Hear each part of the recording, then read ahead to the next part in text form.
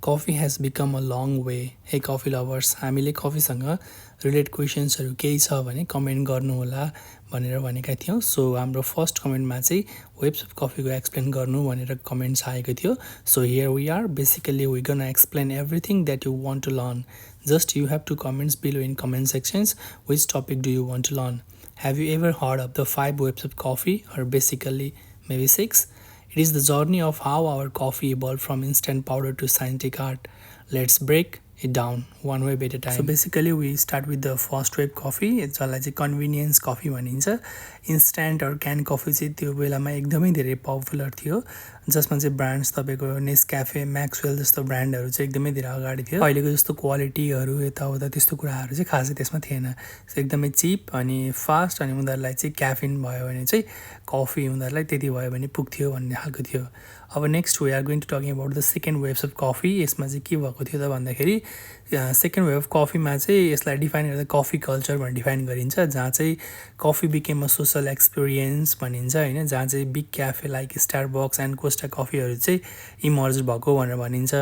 अनि people started enjoy flavour drinks and cafe ambience. Starbucks अनि Costa जस्तो क्याफेहरूले चाहिँ मान्छेहरूलाई चाहिँ real life experience, social experience दियो, जसले मानिसहरू मिटिङ, गेट टुगेदर गर्ने, क्याफेमा बसेर इन्जोय गर्ने, कफीहरू, कोल्ड ड्रिङ्क्सहरू पिउने जस्तो कुराहरूलाई चाहिँ यसले चाहिँ कफी कल्चर चाहिँ डेभलप गरेको भनेर मानिन्छ. अनि सो हामी थर्ड वेभको कुरा गर्दाखेरि चाहिँ थर्ड वेभ कफीलाई चाहिँ स्पेसियालिटी कफीको रूपमा हेरिन्छ, जहाँ चाहिँ कफीलाई चाहिँ वाइन जस्तै ट्रिटेड गर्न थाल्यो. इक्जाम्पल यसको ओरिजिन, यसको रोस्ट लेभल अनि ब्रू मेथडहरू चाहिँ एकदमै धेरै म्याटर गर्न थाल्यो, जहाँ चाहिँ single origin beans and artisan roasting is common हुन थाल्यो त्यतिखेर चाहिँ, किनकि सिङ्गल ओरिजिन भन्ने बित्तिकै एकदमै भ्यालुएबल कफीहरूको रूपमा मान्ने गरिन्छ.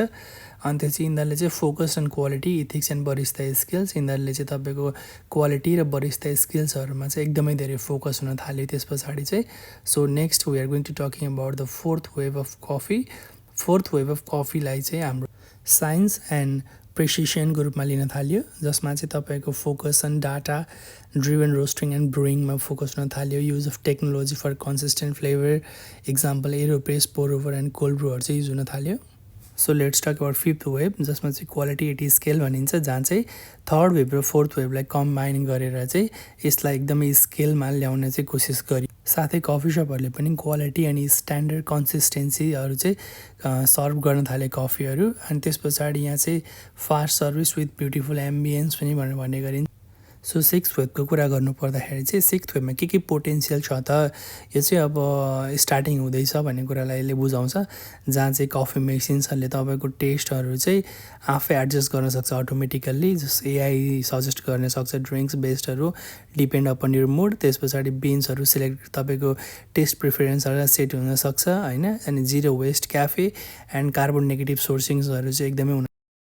सो यही कुराले चाहिँ सिक्स्थ वेभ अफ कफीसम्मलाई चाहिँ डिनोट गर्ने गर्छ. So thank you so much for watching the videos. तपाईँहरूलाई अझ केहीको बारेमा जानकारी लिनु छ भने कमेन्ट बक्समा कमेन्ट गर्न सक्नुहुनेछ. Thank you.